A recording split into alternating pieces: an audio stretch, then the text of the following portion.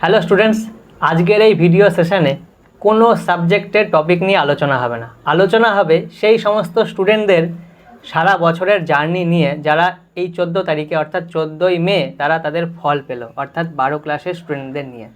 সেরকমই একজন কৃতী স্টুডেন্টকে আমরা আমাদের মাঝখানে আজকে পেয়েছি, সোমনাথ, যে শুধুমাত্র এসবি একাডেমিরই নয়, তোমাদের আরমঘাটারও গর্ব। তো সোমনাথের কাছ থেকে জেনে নেব ওর জার্নি, সারা বছরে ও কিভাবে পড়াশোনা করেছে আর কিছু ইউনিক পদ্ধতি যেগুলো ও নিজে অ্যাপ্লাই করেছে। তো সবার প্রথমে সোমনাথকে জিজ্ঞেস করব ওর সম্পূর্ণ নাম, কোন স্কুলে পড়েছে আর কত মার্কস পেয়েছিস সবাইকে জানা। আমার নাম হচ্ছে সোমনাথ বিশ্বাস। আমি 16 একাডেমি হাই স্কুল থেকে পড়াশোনা করেছি আর এবার 2026-এর উচ্চ মাধ্যমিকের ফল প্রকাশে 444 নাম্বার অর্জন করেছি। আচ্ছা, আর এই নাম্বার তুই কি আগেই এক্সপেক্ট করেছিলি নাকি আরও বেটার এক্সপেক্ট করেছিলি? এক্সপেক্ট করা বলতে আমি 400 হিসাব করার পর আমি 430 প্লাস হয়তো ধরেছিলাম, কিন্তু এরকম 444 পেয়ে গেছি। আমি আনন্দিত, মানে আশা করা যায় যে আমি এরকমই আশা করেছিলাম যে এরকম পাবো।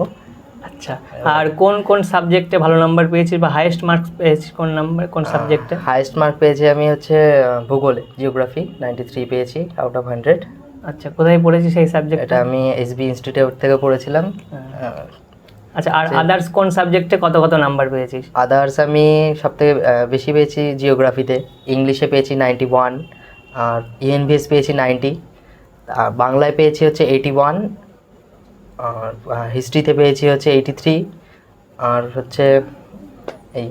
আচ্ছা, আর অন্যান্য সাবজেক্টগুলো তুই কোথায় পড়েছিস? অন্যান্য বাকি যেই তিনটে আমি বললাম হাইয়েস্ট পেয়েছি, ওই তিনটে বাদে বাকিগুলো আমি সব সেলফ স্টাডি করেছি। ওগুলো আমি কোনো টিউশনে যাইনি, যা করার ইউটিউব থেকে বা নিজে থেকেই পড়েছি। আচ্ছা, আর মোটামুটি অন অ্যান অ্যাভারেজ কত ঘন্টা পড়তিস বাড়িতে?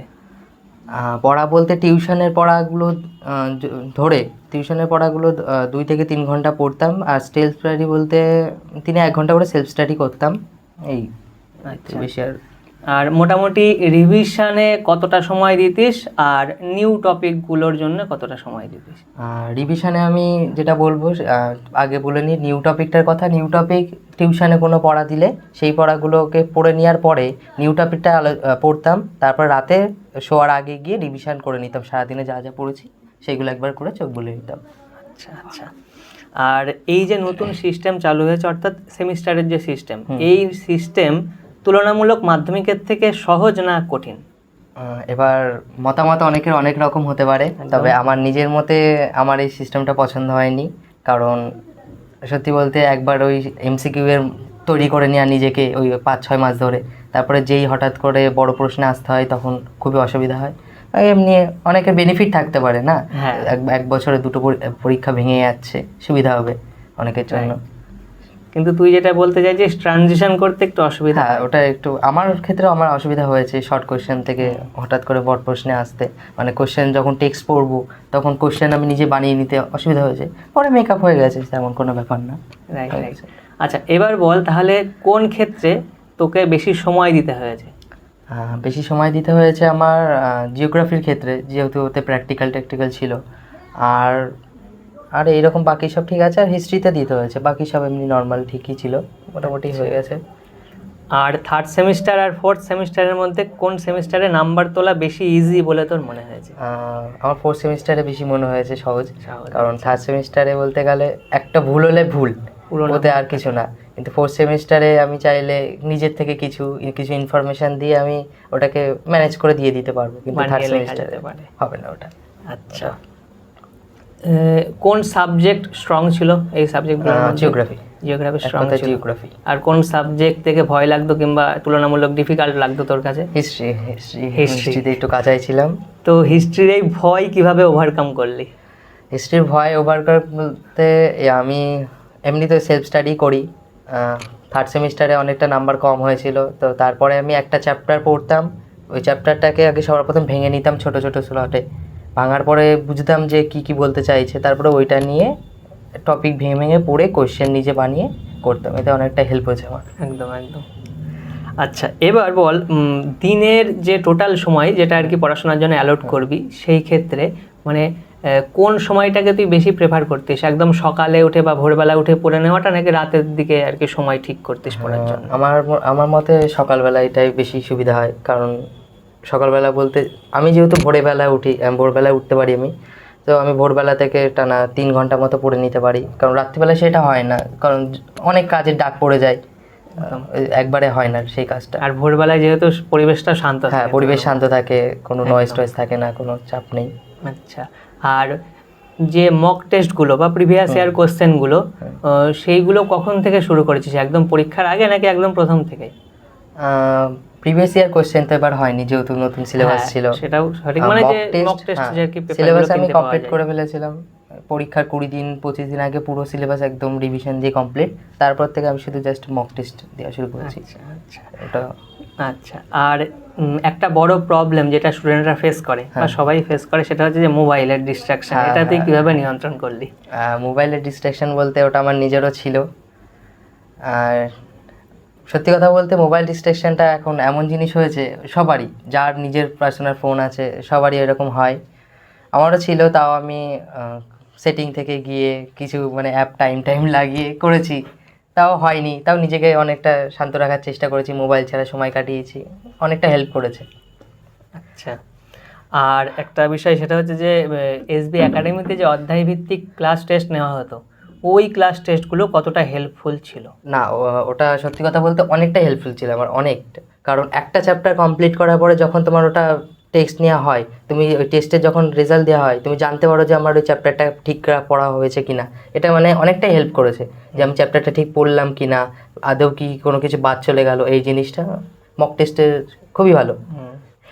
আর এখানে খাতা চেক করার পরে যখন খাতা তোদেরকে দেওয়া হয়, কিছু কিছু স্টুডেন্ট এখনো ওরা কি করে, ইগনোর করে বিষয়টাকে, যে এখানে নাম্বার কেটেছে ঠিক আছে, ইগনোর করছে। কিন্তু তুই কিভাবে ওই যেই জায়গায় নাম্বার কাটা হয়েছে সেগুলো কিভাবে ইমপ্রুভ করেছিস? হ্যাঁ, এটা আমি দেখেছি, আমাদের ব্যাচে অনেকেই আছে দেখেছি রেজাল্ট নিয়ে জাস্ট ইগনোর। কিন্তু আমি সত্যি কথা বলতে যেই জায়গায় কাটা গিয়েছে, কেন কাটা গিয়েছে, আমি কোথায় ভুল করলাম, সেই জিনিসটা আমি খুঁজে বের করি।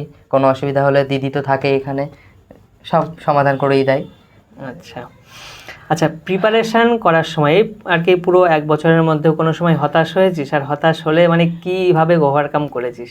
হতাশ বলতে আমি সত্যি বলতে অনেকবার হতাশ হয়েছি, পরীক্ষার দিনেও সকালবেলায় পড়তে পড়তে আমি হতাশ হয়ে গেছি।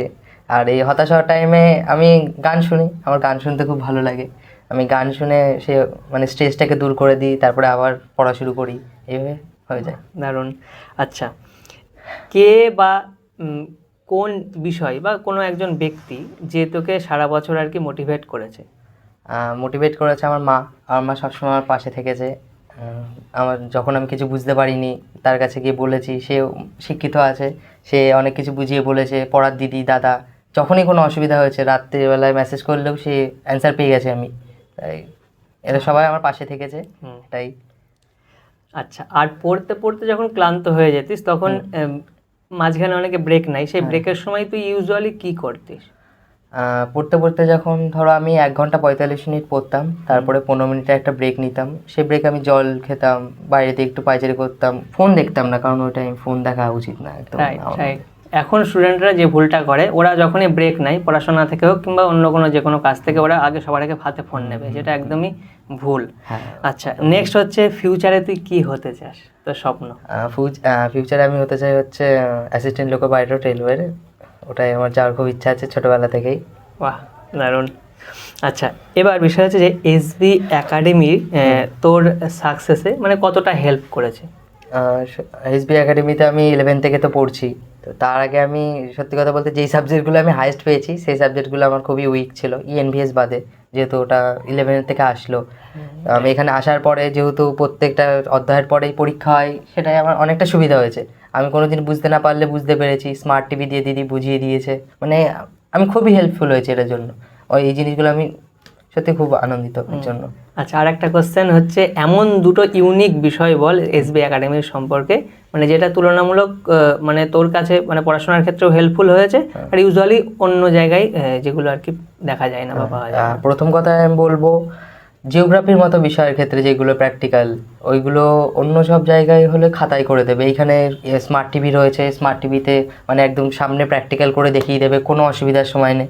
আর যতই স্টুডেন্ট থাকুক দিদি প্রত্যেকের কাছে গিয়ে গিয়ে তার মানে তাকে দেখা পড়ে। এমন কোনো ব্যাপার নাই যে নিচে একদম পিছনে পড়ে রয়েছে বলে ওকে দেখছি না, ও যা করছে করুক। অন্য জায়গায় এগুলো হয়, কিন্তু এখানে আমি দেখিনি, এখানে সবার ওপর। আচ্ছা আচ্ছা, আর হচ্ছে অনেক স্টুডেন্ট আছে যারা চায় যে খুব ভালো নাম্বার তুলবো, কিন্তু চেষ্টা করে তবুও পারে না, তো ওদেরকে কি সাজেস্ট করবি তুই? আমি যারা এরকম চাচ্ছে, চেষ্টা করছে তাও হচ্ছে না, তাও আমি তাদেরকে একটা কথাই বলবো যে লোকের সাথে তুলনা করলে হবে না। আমার মতে লোকের সাথে তুলনা করলে হবে না, নিজেকে নিজের মতো দেখতে হবে যে এ পরীক্ষায় অত পেলেও আমাকে এরকম করতে হবে, ওরকম না। নিজেকে সবসময় অনেকটা বেশি করে দিয়ে রাখতে হবে যে আমি এতই পেতেই হবে, সেই টার্গেট নিয়ে চললে হয়ে যাবে। লোকের আশায় থাকলে হবে না যে এই ওরকম কিছু না। আচ্ছা, আমি আর বেশি পেয়েছি তাতেই আমি আনন্দিত, ওরকম কিছু না। একদম। আর একটা কোশ্চেন যেটা ইউজুয়ালি মানে 80% স্টুডেন্টের মধ্যে আমি দেখেছি, দেখা গেল পার্টিকুলার কোনো একটা সাবজেক্টে ওরা নাম্বার পাচ্ছে না বা ভয় পায় ওই সাবজেক্টটা, এই জন্য পড়তে চায় না, তো ওটাকে ও টোটাল সাবজেক্টটাকেই অ্যাভয়েড করার চেষ্টা করে, পালিয়ে বেড়ায় সাবজেক্টের থেকে। সেই ক্ষেত্রে কি পদ্ধতিতে বা কি উপায়ে ওরা সেই সাবজেক্টে নাম্বার পেতে পারে? এবার যদি কারোর এরকম কোনো সাবজেক্টে থাকে, যদি আমারও হিস্ট্রিতে ছিল, আমি একটা কথাই বলবো, ভয় পেলে তো হবে না, ওর সাথে লড়াই করতেই হবে। ওকে বুঝতে হবে যে বিষয়টা কি, ওই সাবজেক্টটাকে ভেঙে ভেঙে নিয়ে নিজের মাথায় গুছিয়ে আসতে, নিজের মতো করে গল্প করে নিয়ে বোঝাতে হবে। কারণ ওই ভয়কে তো একদিন না একদিন ওভারকাম করতেই হবে, ওইটা নিয়ে তো আর বসে থাকলে হবে না। একদম, ভয় পেলে চলবে না, এড়িয়ে গেলে চলবে না, সাঁতার শিখতে গেলে জলে নামতেই হবে। আচ্ছা, এবার কিছু কোশ্চেন করব, একদম এক কথায় উত্তর দিতে হবে। স্টুডেন্টের মধ্যে সবথেকে যে বিষয়টা মানে খারাপ, যেটা সবার আগে অ্যাভয়েড করা উচিত, বা যে বিষয়টা আর কি ত্যাগ করা উচিত সবার আগে এখনকার টাইমে যারা দেখছি সব সোশ্যাল মিডিয়ায় অনেকটা টাইম স্পেন্ড করছে, ঠিক আছে, এই টাইমটা যদি তারা পড়াশোনাতে দেয়, তাতে তাদের অনেকটা উন্নতি হবে আমার মনে হয়। কারণ আমি যাদের দেখেছি অনেক মানে সোশ্যাল মিডিয়া ইউজ করে দিনে। একদম একদম রাইট। আর তোর ফেভারিট সাবজেক্ট তো একটু আগে জানলাম, ভূগোল। আর তুই প্রথমেই বললি যে সকালে তুই পড়া প্রেফার করিস, কিন্তু অনেক স্টুডেন্ট আছে যারা রাতে পড়া প্রেফার করে, রাত অনেক সময় 1টা 2টো পর্যন্ত পড়ে। তো তাদের কি ওই রাতে কন্টিনিউ করাটা ঠিক হবে, নাকি সকালে ওঠাটাই বেটার হবে? এবার অনেকে, হ্যাঁ, যেটা তুমি বললে যে অনেকে রাত 1টা 2টো পর্যন্ত পড়ে, আমি দেখেছি। তো এবার তারা যদি এরকম অত রাত্র পর্যন্ত পড়ার পরে যদি সকালে অত 9টা 10টা পর্যন্ত ঘুমায়, তাহলে সেটা একই রকম হয়ে যায় না। সকালবেলায় পড়াটা ভালো, তার কারণ সকালবেলা মাইন্ডটা ফ্রেশ থাকে, সারাদিনে কোনো ঝামেলা থাকে না, এর জন্য সকালটাই প্রেফার করি। একদম একদম। আচ্ছা, আর এক কথায় সাকসেসের সিক্রেট কি? সাকসেসের সিক্রেট বলতে নিজের ওপর ভরসা রাখা, কখনো হাল না ছেড়ে দেওয়া, আর যেই সাবজেক্টে ভয় রয়েছে সেটাকে মানে চেষ্টা না থামানো, চেষ্টা করে যেতেই হবে, তাহলে হয়ে যাবে, একবার না একবার হয়েই যাবে, ওটা অসুবিধা হবে না। একদম একদম অসাধারণ। তো আশা করি তোমরা সবাই খুব ভালো করে দেখেছো সেশনটা, আর অবশ্যই কিছু না কিছু শিখতে পেরেছো। যারা মাধ্যমিক এবার দেবে বা যারা ক্লাস 12 দেবে, তারা কিন্তু এই সোমনাথের এই স্ট্র্যাটেজিগুলো ফলো করতে পারো। আর সোমনাথকে এই স্ট্র্যাটেজি শেয়ার করার জন্য অসংখ্য ধন্যবাদ। Thank you Somnath. Thank you. Okay.